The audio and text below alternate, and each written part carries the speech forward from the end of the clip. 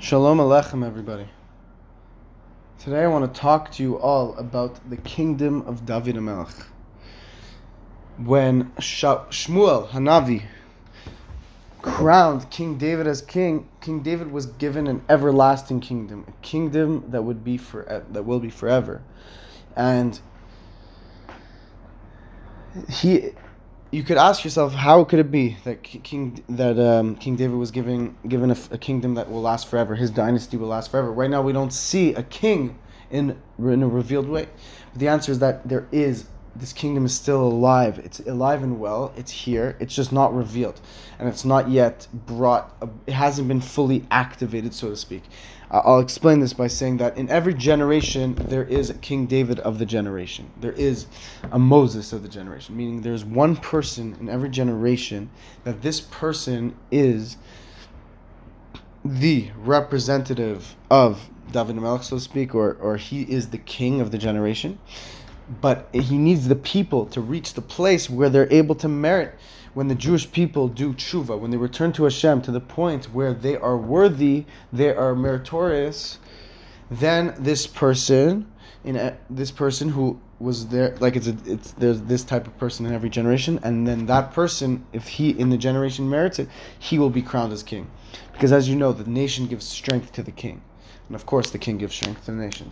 So this is important to note, that Hashem gave the kingdom to David and to King David, and this is something that since the days of Moses there has been a Moses of the generation.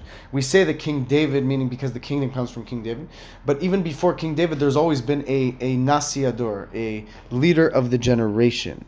So since Moses was the leader of the generation. And it says in the Torah, "Ve'aminu be'Hashem u'be'Moshe avdo." The people believed in Hashem and in Moses, his servant. So obviously Hashem is beyond infinite. Hashem is the source of it all, and of course, in comparison to Hashem, we are all of no relevance whatsoever. So, and in that sense, with that being said, Hashem decided that in every generation He creates a person who is at the highest level of all people. Of course, in comparison to Hashem, this person is of no relevance, of no value, like nothing matters in relation to Hashem. But still, in comparison to the rest of the nation, this king is at a higher spiritual level, and he is the king of the nation. So in every generation, there is a person like Moses. And it wasn't just it's true, Moses is the prophet of prophets. He reached the highest level of prophecy. But nonetheless, there's still a Moses of every generation. Their prophecy level might be, or their level of spirituality might be a tiny bit lower than Moses, but there's still a spark of the soul of Moses. They're in a sense, they're a Moses-like figure of the generation. So after Moses, it was given to Joshua, and Joshua was like Moses. And then after you have a Pinchas, and you have Eliakim, and you have Shmuel Hanavi, and you have and then after Shmuel Hanavi, David HaMelech. David HaMelech, then from David HaMelech was given the kingdom. So then now, this prophet, this leader of the generation, received a kingdom. With David HaMelech, then it became an official dynasty. And so, the Moshiach himself will be a direct descendant of King David on his father's side. He will be of the Davidic dynasty. And when the generation merits it, he will be crowned as king. Because what makes this person so special, the Moshiach, the king? Why is he the one that will be able to bring the redemption? Why? What is needed? Because what did Hashem create in this? How does this dynamic? What does it consist of? So the Moshiach, the king, what makes him so special is that his soul, he has the general soul. His soul includes all the other souls within it.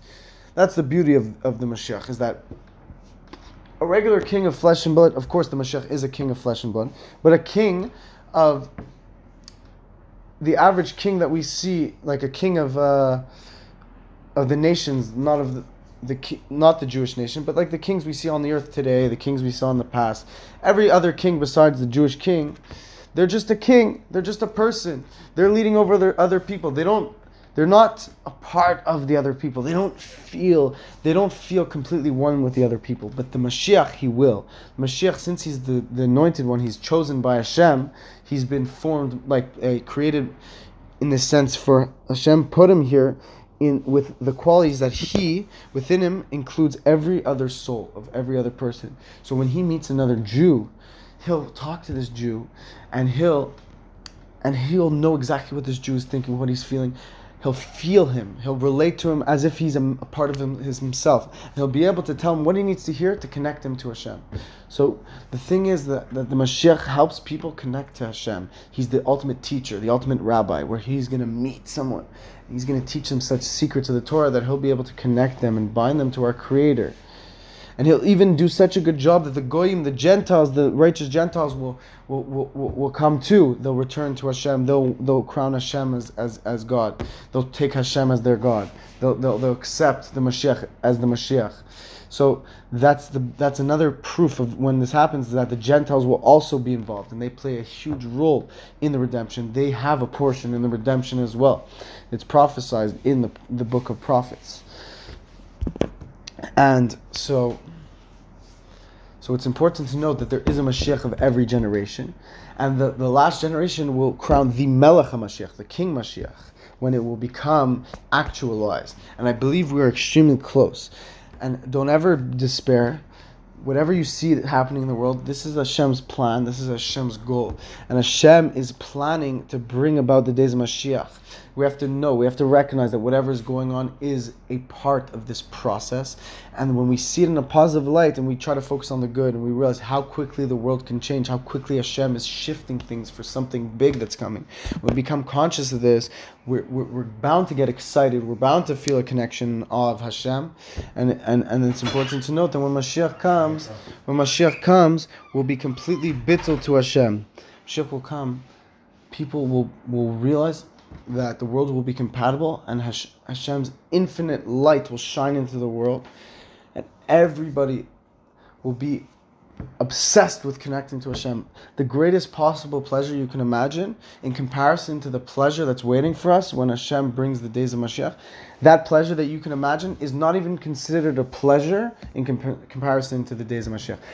It says all the pleasure of every single person that has experienced pleasure in this world combined is nothing compared to 1 second, is of no comparison to 1 second into the days of Tchiyat HaMesim. And it's even more than that. It says that all the pleasures of the world combined is not even 1 moment in comparison to Gan Eden, which is heaven nowadays. Before the days of Mashiach, people pass away now, will go to Gan Eden. But that Gan Eden itself is of no comparison to 1 moment in the days of the resurrection of the dead. So you can only imagine the pleasure that we'll be able to reach when Mashiach comes. May it be today. God bless you all.